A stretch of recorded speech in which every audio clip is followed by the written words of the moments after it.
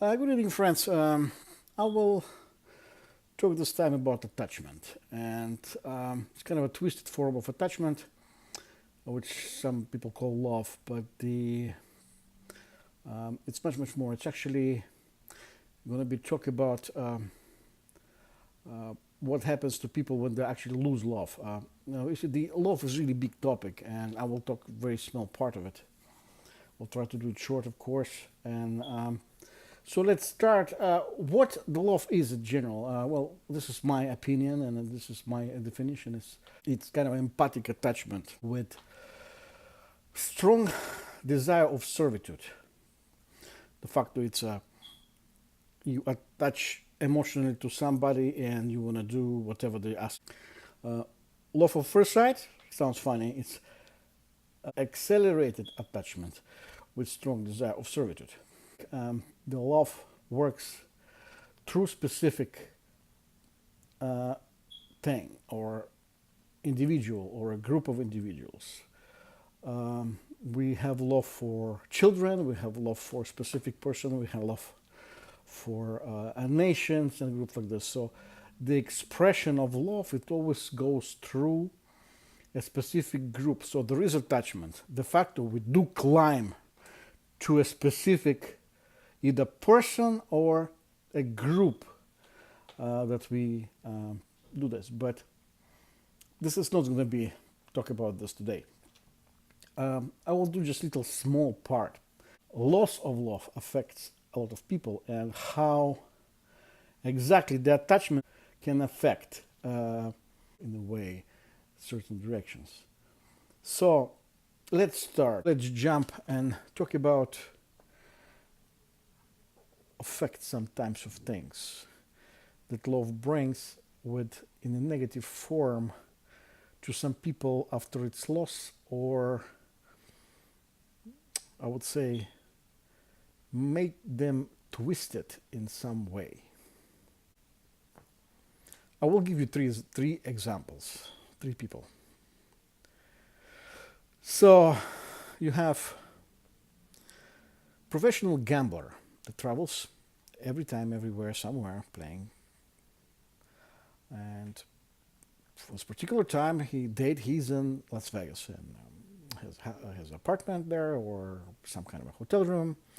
So he checks in, and he has 5 hours and $5,000 to make his money or whatever he thinks he will have when he plays. So he goes playing, and after 5 hours, this is his time limit. All his 5,000 is gone, but he has another 2,000 in his pocket.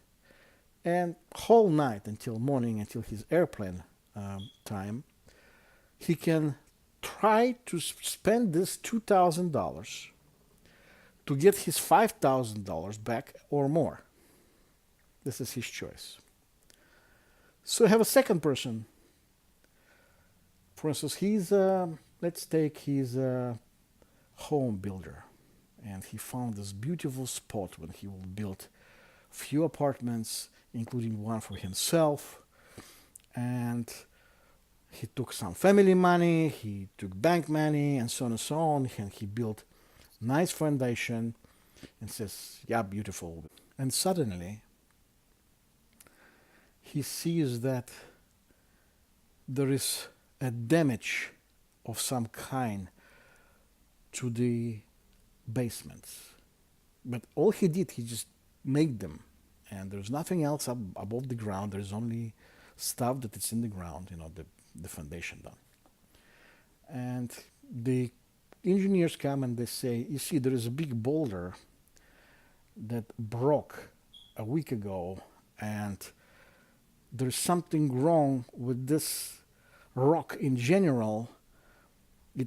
There's a movement in of the soil in this area. So what we have to do is to call a specific company that will come and they will stabilize the area with injections and so on and so on and so on.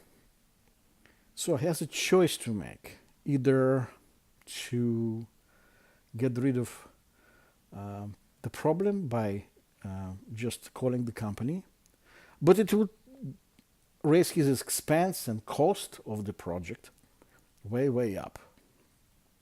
And he has another choice to walk away, the same as a gambler. He either chooses to win the money back or simply to walk away, go to relax. And then there's another guy who is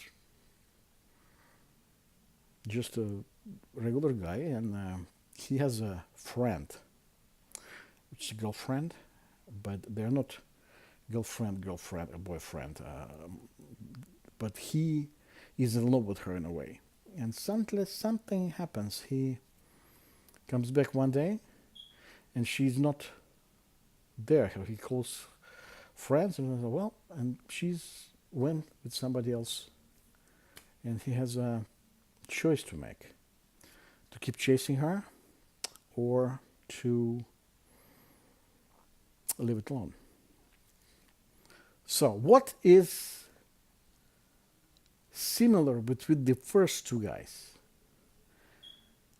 In business, there is a expression called sunk cost, unreturnable loss. Okay? This is what sunk cost is. When somebody creates a project, there is always a clause in this company contracts they do. There's when they start a project and they didn't finish it, they always going to be a certain potential percentage of money they will never return. But if they finish the project and realize it financially, it's either sell it or stuff like this, they will recover all their money plus some. Okay. It's the same with the guy who is building the apartments, and the same guy who gambles, he invests. So for them, this is a specific percentage of their budget every year. They have a certain percentage they can lose when they do business. So what is the difference between these two and the third guy? Well, his loss is 100%. There's not 20% loss of love relationships, or I lost 15% of my girlfriend. It's either all of it or none. So that's why we see on TV that actually crimes of passion are one of the biggest numbers, because it's not just a loss, it's a total loss with no possibility of return. And it can affect everyone in unbelievably twisted way. And this is exactly the attachment, specific attachment, start working as a force for other things. Again, one more example. You have a young guy who got hired right out of the college. The managers of a company that he got hired by loved him right away. They understand that he was a company material. He knew a lot of stuff. He was pleasant to deal with, and a lot of people loved him when he started right away. And he was promoted several times, and the only thing he was expecting is to have another promotion, because 2 months before that, his girlfriend told him this, we can start a family if you reach a certain amount of income and a contract that would give us some kind of a long-term plan. And he's up, I'm sure, okay, it's going to be a few months. And he's expecting it in time. And suddenly, something happens. But it's not that nobody like him or love him. Simply because a company, it's a recession time, and they don't have a lot of spaces available. Order comes from the headquarters, no hiring. There is another person from another company that is competitive to this one, ends up being up to for recruiting. And they're so happy, but they don't have any position to hire. So all they can do is to hire this guy temporary for 2-3 months on a position this one expected. So in this guy didn't get our guy didn't get the job. They hire somebody else, even though it's going to be only for 3 months. You're still going to would have get the job in 3 months, but uh, listen, listen what happens next. Um, the guy, of course, disappointed, but he absolutely sure he would get this job in 3 months because the other guy going to get promoted, going to move him in a different department, and so on and so on. And he's still going to get the job. But he goes home and says, talks to his girlfriend, and says, "This is what happened." She says, "Wonderful. It's a wonderful thing. It's nothing to worry about. I love you," and so on and so on. And in a month, after some kind of absolutely silly argument, uh, she moves out, and um, the through the grapevine, through rumors, he hears that a month later she is already pregnant with somebody else's baby. She moved in with some guy and expected to get married, and he just bought a house and an RV because she's pregnant, so she cannot fly much. Even she likes to travel, they can travel around, and he can take her to nice places around the town. You know what I mean? So what do we have here? Is he happy? Fuck no. So what happens here?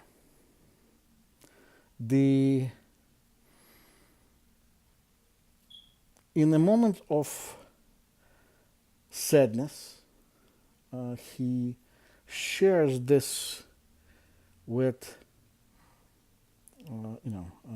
with some kind of a colleague. He complains that actually what the company did is actually took away his tools to hold on to this woman. It's financial. She had some kind of. So you see, love. It's not always that works. For some women, they have to have more than just somebody, to love them. And the tools that this is what he thinks were taken away from him to hold on to her. So the guy who he complained to goes to human resources and says this guy is trouble. And they research things and say, "Oh, right. This can be a big problem for us." So they put him on suspension, but not suspension that you're putting you on suspension. It's like companies have really smart ways of dealing with things like this. It's like they find something for them to do. For instance, they put this gentleman to research a past problem that is in archives. This way, he will be playing things that it's already old. He will not have access to new information because he's under suspicious that he can be sabotaging because he has a reason after he didn't get promoted. And then they think and they wait and they decided to lay him off by closing his group that he usually runs. He has he runs a particular group, and they close his group and they said, "Well, I'm sorry, there's a recession out there. We cannot hire you anywhere, so we're gonna pay you generously. They will pay you for not just 12 weeks of severance pay, but like for 16 weeks pay and so on, and 6 months healthcare or something like this." They're gonna tell. Companies can tell you bullshit. Massively. So he's out, right?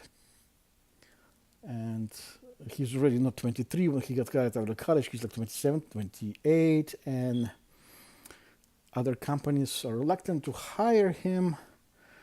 And he goes into the grocery store, which is next to his apartment complex. He bumps into his former girlfriend, which is totally pregnant, and she says, "Oh, it's nice to see you. Well, I'm having twins, actually, not just one." And and he tries to play, you know, bullshit actor. "I'm so happy for you," and so on and so on. And after a while, this guy becomes absolutely bitter, and not just bitter. This company is absolute enemy. This is why big companies, they do, even though they won't accept it as a statement, because they say, "We don't do stuff like this, we don't spy on our employees, blah blah blah." They don't.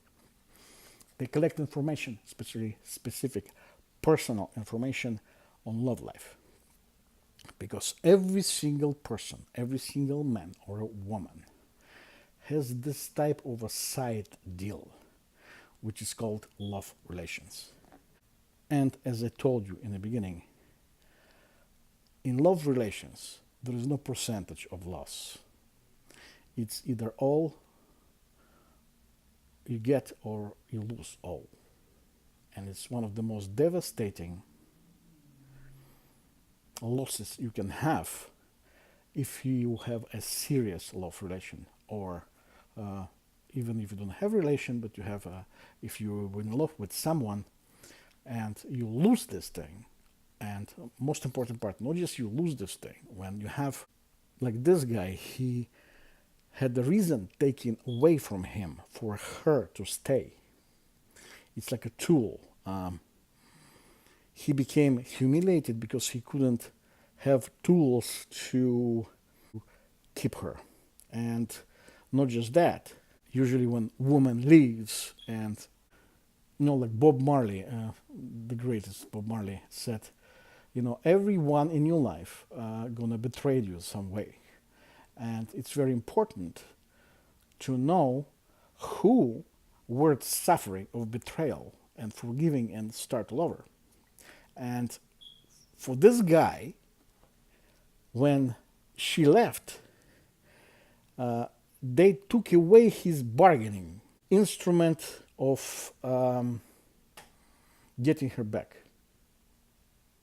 Sometimes it can be in different versions, but when women say, "Oh no, I don't want you," so it's not doesn't mean that you cannot keep fighting. So, but there's a way. You have to have certain tools to go after them again.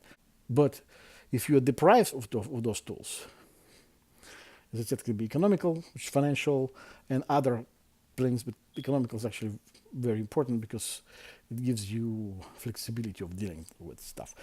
And if you are deprived of those tools, you lose. And not just you lose, you become sometimes even really, really well humiliated. So sometimes whoever wants to screw with you, this is exactly what they do. They, in a very important moment in your life, they hit you financially that you can, and everything else collapses. So if somebody robs you in a way of financial tools, they don't just rob you of financial tools, they rob you of stuff that you dig with those financial tools. And de facto, they rob you of your happiness. They rob you of your personal life, they rob you of your stuff. So, like some religions say, well, oh, you have each other, blah, blah, blah. Bullshit. You do have each other, but money helps. So the point in this case is exactly what I'm going to say. And they not just took the guy's tools away, this constant humiliation. So what they did, they created an enemy. And not just enemy. They created vicious enemy. So next time, if their path cross, do you think this guy is going to say, I'm going to bend over again? Imagine if it's political game. All right? That's why women always played a big role. For instance, the Russian Tsar Vladimir converted Russia to Christianity just because of the woman. This is what people say. Anna, they Trojan War started, because of Helena. So what I want to say is there are human love relations that are totally screwed up. They're really powerful. There is a great song of the greatest Johnny Cash. It's called "Walk the Line." Even though for a lot of people it's not understandable, I would suggest to listen to two of those songs. It's called "I Walk the Line" by Johnny Cash original, and then there is a cover made by the band called Live with the singer Ed Kowalczyk.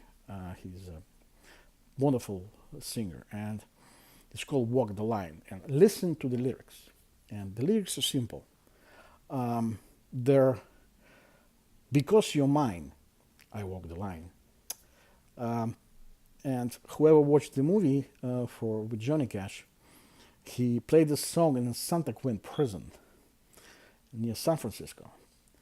And it was really popular. It was actually one of the most popular songs at the time in prison because, funny or not, but there are massive number of men who are in jail because they wanted to provide for somebody they were in love with, and they made stupid stuff and ended up there. So what I want to say is a powerful thing of as a force, and it affects massively a lot of people. It's business and so on and so on. So it's kind of a might take a twisted way. But imagine, as I said, if it's politics. For instance, there are some games in political game or espionage. That's why now Mata Hari and so on, always there's women there. And the problem is that sometimes the relationships are really important. And if somebody deprives people of their loves, and not just loves, kind of experience of this, they betrayed countries. Remember the Taras Bulba, whoever read the book, one of the sons actually went to another side, marrying a Polish woman because he was in love with her. So it was a whole bunch of stuff. Whatever you look at, it's always something like this somewhere. And specifically, we talk about, as I said, politics. If someone robs you blind, lies to you and betrays you, depriving of a woman this person loves,